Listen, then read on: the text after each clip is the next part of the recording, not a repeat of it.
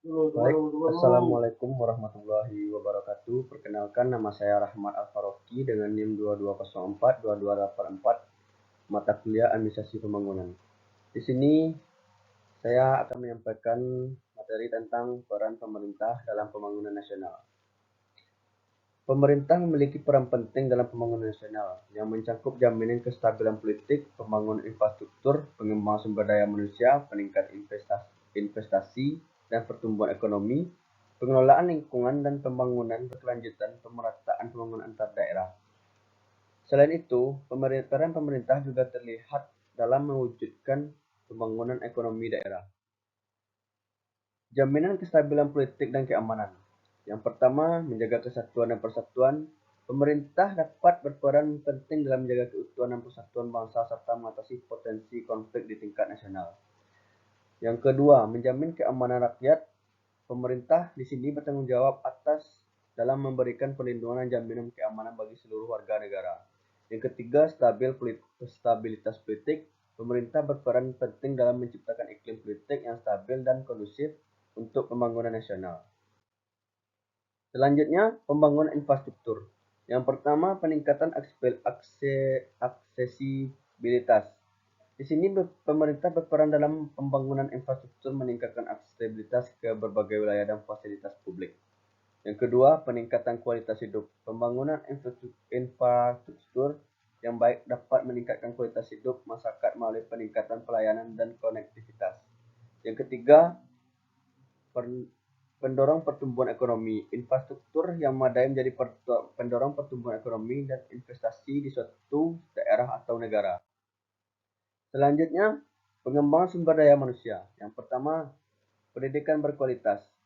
Pemerintah bertanggung jawab dalam pengembangan sistem pendidikan yang berkualitas sehingga menciptakan SDM yang kompeten dan berdaya saing.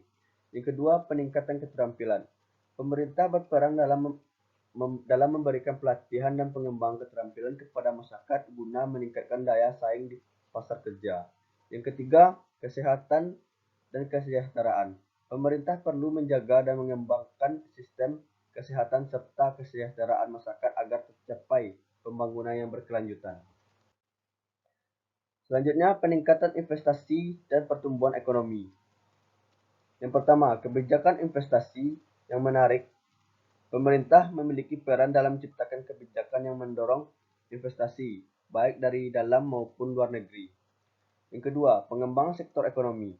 Pemerintah berperan dalam pengembangan sektor ekonomi yang berpotensi untuk meningkatkan pertumbuhan ekonomi negara. Yang ketiga, pembukaan lapangan kerja. Pemerintah perlu menciptakan lingkungan yang kondusif bagi pertumbuhan usaha dan pembukaan lapangan kerja bagi masyarakat. Selanjutnya, pengelolaan lingkungan dan pembangunan berkelanjutan. Di sini yang pertama, terdapat pengelolaan sumber daya alam, yakni pemerintah bertanggung jawab dalam pengelolaan sumber daya alam yang berkelanjutan untuk kepentingan generasi sekarang dan masa depan.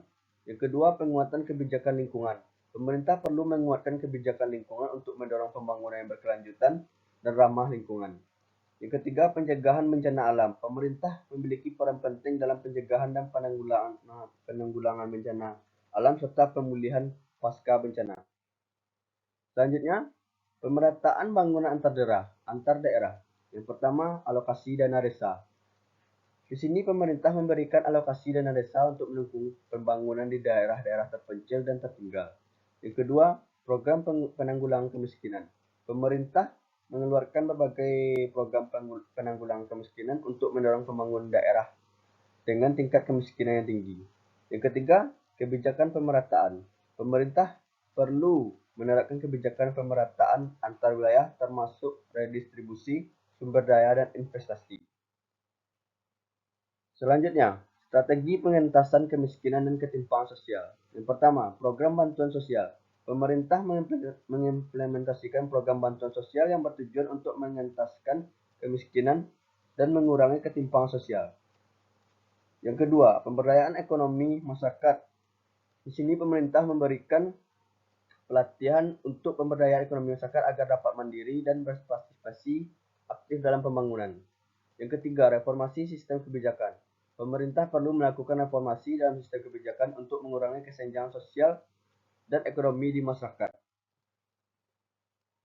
Selanjutnya, peran masyarakat dalam pembangunan nasional.